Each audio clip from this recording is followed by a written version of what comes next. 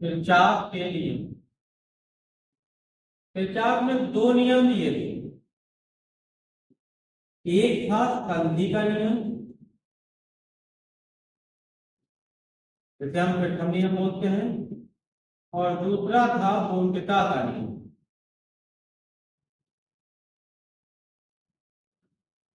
आवश्यकता क्यों पड़ी?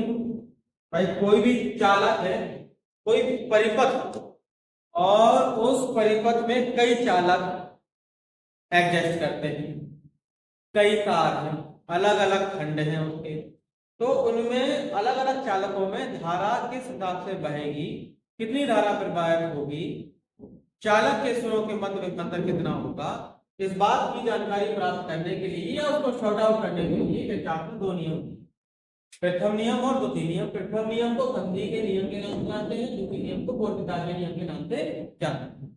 प्रथम नियम कहता है किसी भी परिपथ के लिए कि किसी भी संधि पर मिलने वाली धाराओं का बीजगणितीय योग शून्य होगा।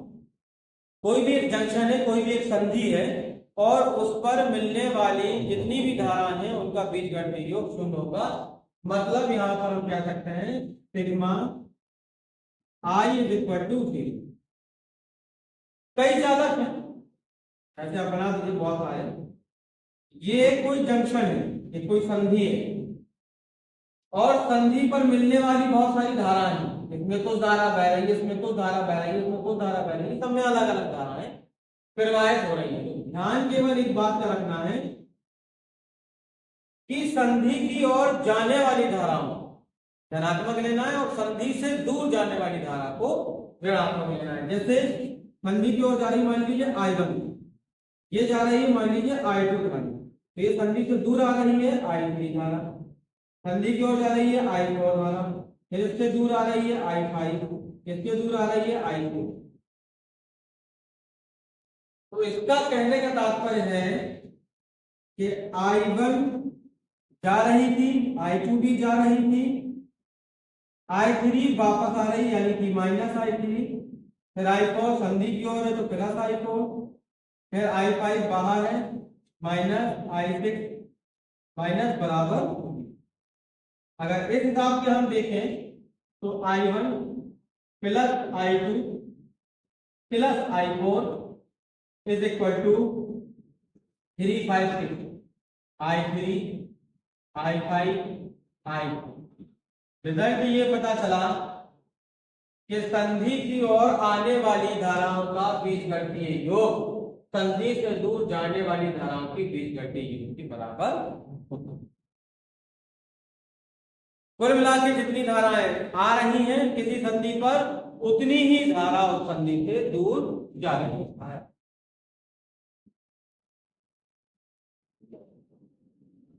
उतनी ही धारा दूर जा रही है। इससे यह भी पता चला कि इस जंक्शन पे जितना करंट आ रहा उतना करंट जा रहा, मतलब किसी भी जंक्शन पर कोई भी आवेश एकत्र नहीं हो सकता, और ना ही वहां से कोई आवेश हटाया जा, ना तो हटाया जा सकता है, ना ही वहां पर एकत्र किया जा सकता है। ये सर्कुलेशन बराबर चलता है।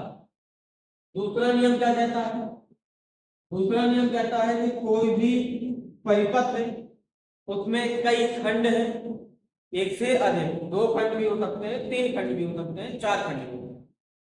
तो जितने भी खंड मिल सकते हैं, उन खंडों में से प्रत्येक खंड में बहने वाली धारा और उसके संगत प्रतिरोध के गुणनफल का जो बीजगणितीय योग है वो उस खंड में कुल विद्युत वाहक बल के बराबर होगा, या विद्युत वाहक बलों के सदिश योग के बराबर होगा। समझिए बात को। एक ये सेल लगाया हमने, एक ये प्रतिरोध है, एक ये सेल है, एक ये इसका प्रतिरोध है, और एक ये कोई प्रतिरोध है।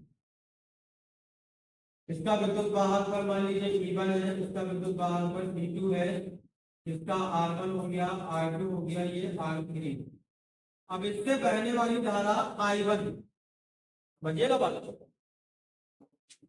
ऐसे आई, और इससे बहने वाली धारा I2, ये भी ऐसे आएगी, तो इस तरफ तो जाएगी नहीं, इस तरफ आ जाएगी, फिर ये भी धारा और ये भी धारा इस जंक्शन में यहाँ पर आ गई, हो गई I3 धारा, इधर पर आने वाली, और यहाँ से I3 ही प्रवेश करेगी और इसमें बटेगी I2 और इसमें चली जाएगी I। अगर मान लें थोड़ी देर के लिए कि A B C D E F, तब इस पूरे परिपथ में दो खंड बन गए हैं, दो पाश बन गए हैं, बंद पाश, A B C D A, ये एक बंद खंड है, और C D E F ये एक दूसरा खंड। तो इन बंद खंडों में क्या होगा, इसमें बहने वाली धारा अगर हम बात करें, एक बंद पाश जो हमारे पास में है वो है A B C D A। इसमें बहने वाली धारा क्या है, इस चालक में I1 और इसका संगत प्रतिरोध क्या है I, प्लस इस खंड में कितनी धारा आ रही है I2 और इसका संगत प्रतिरोध है R। मतलब वो ये कहता है कि सिग्मा IR बराबर सिग्मा E, किसी बंद खंड में बहने वाली धारा और उसके संगत प्रतिरोध के गुणनफल का बीजगणितीय योग उस बंद खंड के लिए कुल विद्युत वाहकत्व की बीजगणितीय योग के बराबर होता है।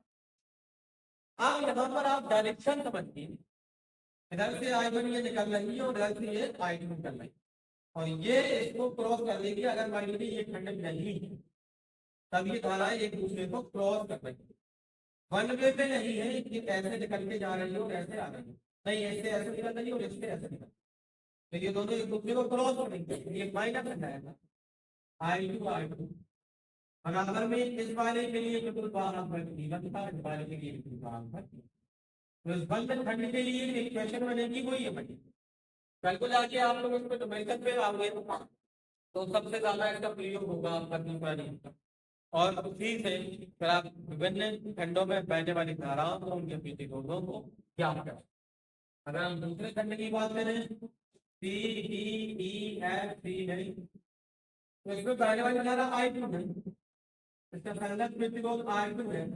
अब इसमें देखिए वन वे डायरेक्शन है, ये सेम डायरेक्शन है, तो यहाँ पर इसमें बहने वाली धारा क्या है I3, संगत प्रतिरोध R3 है, विद्युत वाहकत्व V2 है, यहाँ पर कुछ है नहीं, मतलब जीरो, तो ये दूसरा। तो कुल मिलाकर वो ये समझाना चाहता है कि बंद खंड में जितने भी बंद पाश बने और हर एक खंड के लिए अपनी इक्वेशन बनती है, क्योंकि इस तरह ये जो सेकंड नियम है ये ऊर्जा के संरक्षण को व्यक्त करता है, और यहाँ पर जैसा कि आपने पढ़ा कि आवेश एकत्र नहीं हो सकता, हटाया नहीं जा सकता, मतलब ये आवेश के संरक्षण को व्यक्त, ये आवेश के संरक्षण पर आधारित है और ये ऊर्जा के संरक्षण पर आधारित है।